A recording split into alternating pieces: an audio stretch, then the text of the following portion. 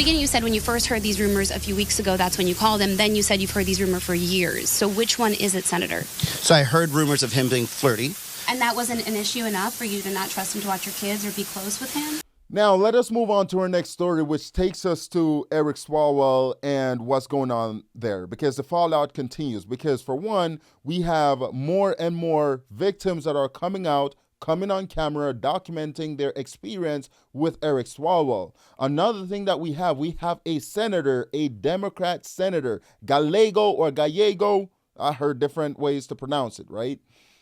He's basically in the middle of all of this, where he's being accused of being in the middle of all of it, right? Because, for one, he was best friends with Eric Swalwell. We're talking about hanging out, kids hanging out, picking up kids, dropping kids off each other kids, and all of that. So he's under extreme scrutiny for not knowing exactly what Eric Swalwell was doing. Let us watch this clip of this press conference that Gallego, he hosted the other day to clear up what's in the air. Play clip. Number one, Eric Swalwell lied to all of us. He lied to the most powerful people in this country.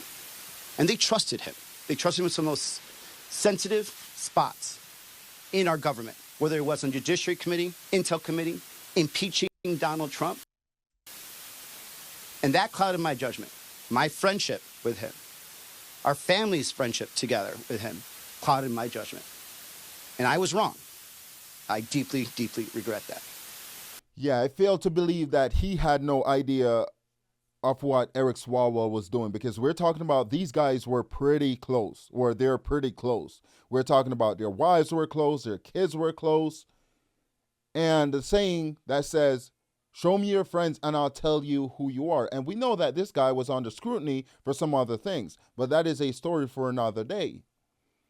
Right? But it doesn't make sense how they were close friends for years and he had no idea of what was going on. Suspected nothing at all. It just doesn't make sense. And what's funny is that this guy, Gallego, I have a clip here of him calling out Speaker Mike Johnson, right? Calling him a pedophile protector over the whole Epstein issue, right? When the tables have turned 180, completely turned on him, and he's in that position. Let us watch this clip. The hypocrisy among these Democrats is real. Play clip. Okay, first of all, you pedo protector, Speaker Johnson, it's Gallego, not Gallegos or Gallegos, it's Gallego. Fact is, you're a pedophile protector. You're protecting the pedophiles on the Epstein list. There's just no denying that. And, you know, your idea that somehow us trying to make sure that 24 million. We could say the same thing about you regarding Eric Swalwell right now. We could say the same exact thing. And I want to show you another clip of this guy, Gallegos, defending Eric Swalwell when this entire thing just started. And I want you to watch this. Play clip. Eric Swalwell, a member of Congress, a friend of mine, who's now the front runner for governor in California.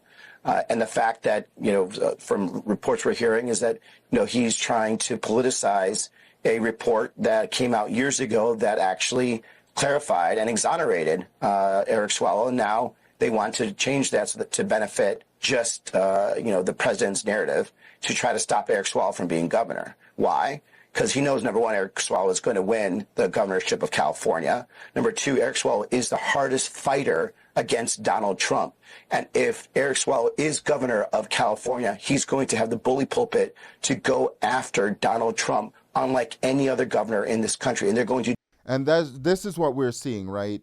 Is that whenever there's anything at all, the Democrats, they always pivot to blame President Donald Trump. Like, oh, yeah, President Trump has caused this entire thing. I'm surprised they haven't blamed President Trump for all these victims that are coming out against Eric Swalwell. And what you saw is that what he's talking about is the Fang Fang Chinese situation, right? Because there are allegations that Eric Swalwell, he had an entanglement with a Chinese spy, that a Chinese spy was on his team and he was allegedly sleeping with this Chinese spy. And that he was compromised, right? He was investigated by the FBI, but Biden's FBI did not bring any charges because Nancy Pelosi, this senator right here, Gallego, all of them protected Eric Swalwell. And they tried to do it when all these allegations started coming out at first, but then the floodgates opened up and they figured out they couldn't protect him anymore. Let us continue the clip. Do anything. They're going to corrupt the DOJ. They're going to corrupt investigations. They're going to force people, to give up their careers just for his little petty vendetta. And because he doesn't want someone like Donald Trump doesn't want someone like Eric Swalwell to be able to fight him every day to stop all the corruption that he's causing in this country. So the only corruption that I see within the DOJ is from President Joe Biden, because President Joe Biden's DOJ targeted conservatives, and I have a video coming on that we're going to cover that, right? And how they targeted President Trump because they wanted to take President Trump off the ballot, right? So the only corruption that I see is from President Joe Biden and his DOJ. What President Trump is doing right now is trying to hold the swamp accountable. That is the only thing that I see going on. And you guys are saying, well, yeah, it's corrupted. No, it is not. It's called accountability. And here we have this guy, Gallegos, where he was asked about knowing about Eric Swalwell, right? And this is his response, because he's trying to downplay it, saying, well, we heard rumors, but it was about him being flirtatious. That's the only thing we heard. What were the It was flirty. That was flirty. And that was when? About what year was it? I mean, that was through, we've heard that throughout. Senator, you just said, thank you so much. I want to clarify, because in the beginning, we'll go back there. Yeah. In the beginning, you said when you first heard these rumors a few weeks ago, that's when you called him. Then you said you've heard these rumors for years. So which one is it, Senator? So I heard rumors of him being flirty. And that wasn't an issue enough for you to not trust him to watch your kids or be close with him? Because, you hear this, and then when you're close to somebody and you know his wife, you see this. You see that relationship. You know that. So let me get this straight. You've been hearing rumors that he's flirtatious, for one, that there are allegations that he, had some entanglement with a Chinese spy. And a lot of different rumors that were floating around out there. And you didn't question this. You didn't say, well, maybe this guy that I'm hanging around, maybe there's something more to him. It just doesn't make sense. Which, in my opinion, what he's trying to do right here, he's trying to save his ass. That is literally what he's trying to do. Maybe he knew about it, and now he's trying to distance himself from it.